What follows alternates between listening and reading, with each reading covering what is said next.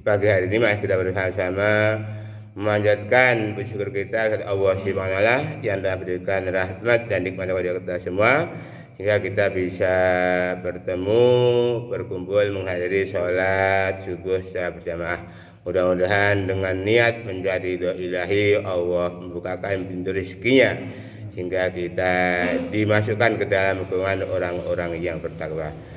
Salawat dan salam kita haturkan kepada junjungan kita Nabi besar Muhammad SAW serta keluarga sahabatnya yang senantiasa telah memberikan berbagai macam keteladanan dalam kehidupan sehingga kita merindukan syafaat sampai hari kiamat.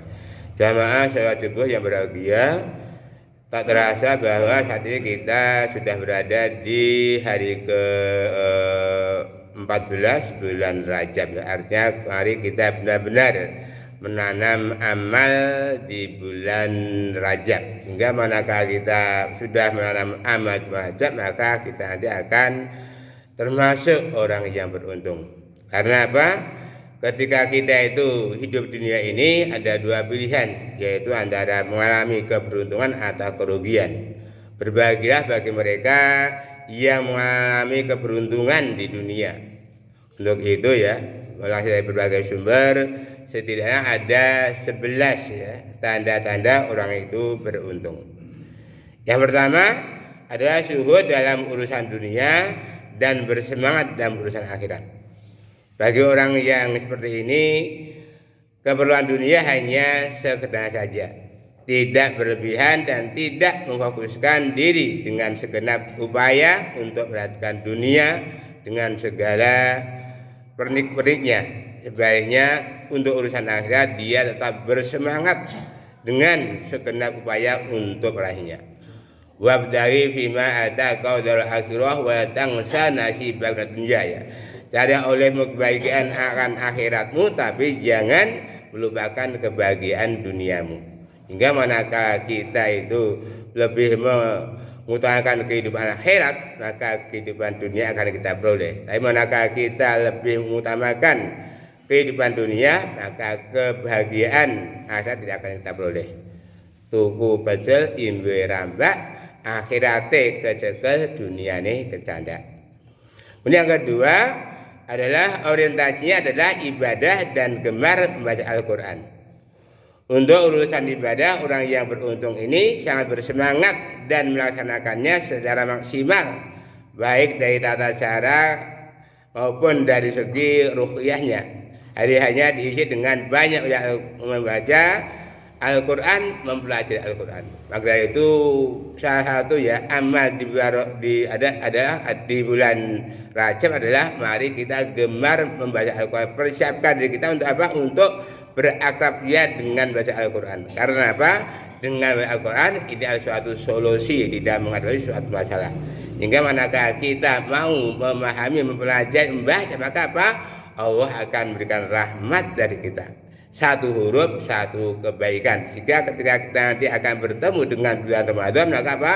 Kita sudah bersemangat. Tapi kalau kita di bulan Rajab ini belum bersemangat, maka ya nanti ketika bulan Ramadan datang ya kita hanya lihat saja ini. Maka itu memang membaca Al-Quran ya adalah benar-benar dipersiapkan sejak ini. Yang ketiga adalah sedikit berbicara dalam hal yang tidak dibutuhkan.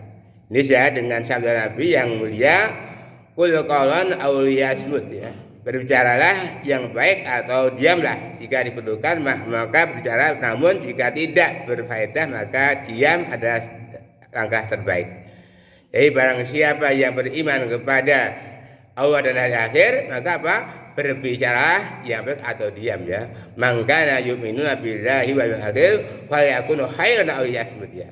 Ini. Maka mari kita berusaha untuk berbicara yang baik ya. Qaulan ma'rufan ya. Berbicara yang baik. Qaulan kariman, berbicara yang mulia. Qaulan layyinan, perkataan yang lembut. Qaulan masyhura, perkataan yang bekas ya. Ini.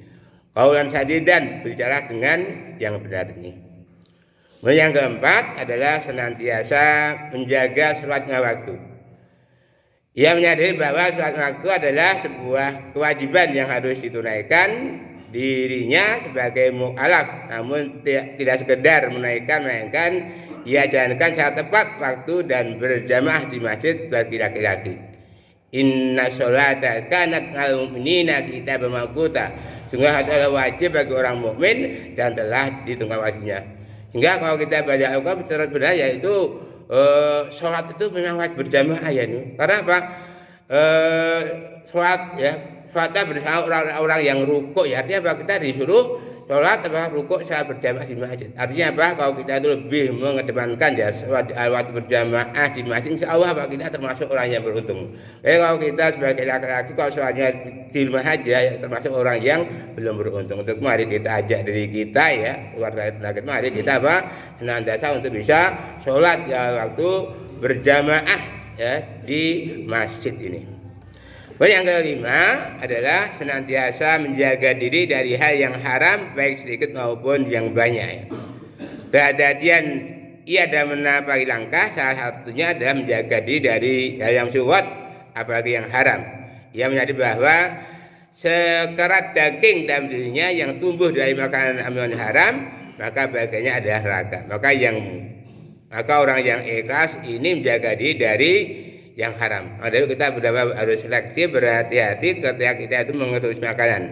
Adakah yang kita konsumsi itu ada berlabel halal atau juga dari rekomendasi MUI. Dengan demikian manakala kita sudah terbiasa ya itu mengonsumsi yang halal, insya Allah kita akan beruntung. Karena banyak sekali godaan setan ya yang merayu membujuk manusia untuk apa? Untuk berada di tahapan syubhat dan syahwat, dua penyakit yang saling berhimpitan yang akan mengajak manusia untuk terjerumus ke dalam lembaga ya. Syubhat ya, keraguan-raguan. Maka ketika kita ragu-ragu maka tinggalkanlah. Kemudian syahwat, keinginan ini. Hingga kalau kita itu juga banyak keinginan nafsunya maka juga akan mengajak kita ke dalam jurang neraka ini. Kemudian yang keenam adalah senantiasa berteman dengan orang soleh. Tanda orang yang beruntung yaitu orang yang senantiasa berteman dengan orang yang soleh. Yang nyadar bahwa keprihatinan orang itu turut serta ditentukan dengan siapa dia berteman. Jika bergaul dengan pedagang minyak wangi, dia akan percepatan wanginya, begitulah permainannya. Hingga yang disebut dengan orang soleh adalah orang yang sholat. Ya, kalau orang yang sholat adalah orang yang soleh. Orang yang sholat adalah orang yang senantiasa melaksanakan sholat ini.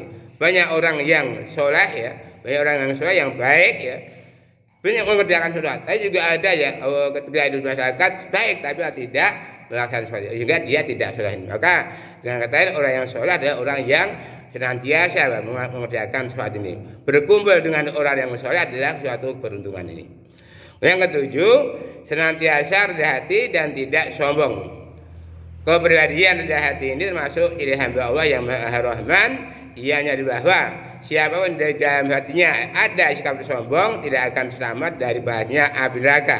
Ia pun paham bahwa dirinya lemah, apa yang kita sombongkan di hadapan semuanya ini. Oleh itu jauhilah sifat sombong. Wala tamshi fil ardi marha, dan jangan dia berjalan di muka bumi dengan sombong ini. Karena Allah tidak suka orang-orang yang sombong. Yang boleh sombong hanya Allah Subhanahu wa taala ini. Yang ke-8 yaitu dermawan dan mulia.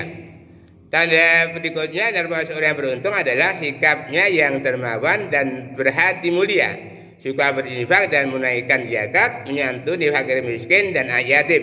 Semua ini didasarkan kepada upaya menjadi ridho Allah, bahkan ya bukan mengharap pujian dan sanjungan makhluk.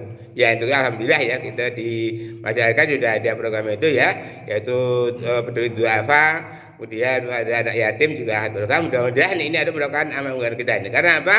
Pada hakikatnya harta yang kita miliki adalah harta yang kita infakkan ini. Maka itu ketika kita ya itu masih di kesempatan untuk bisa berinfak, masih kita berinfak. Jangan sampai kita termasuk sebenarnya Allah di surat Al-Munafiqun ayat 10 ya, laul ahrotani ila jarin qarib, ya Allah hidupkah kami sekali saja tidak untuk sholat dan zakat tapi untuk berinfak ini.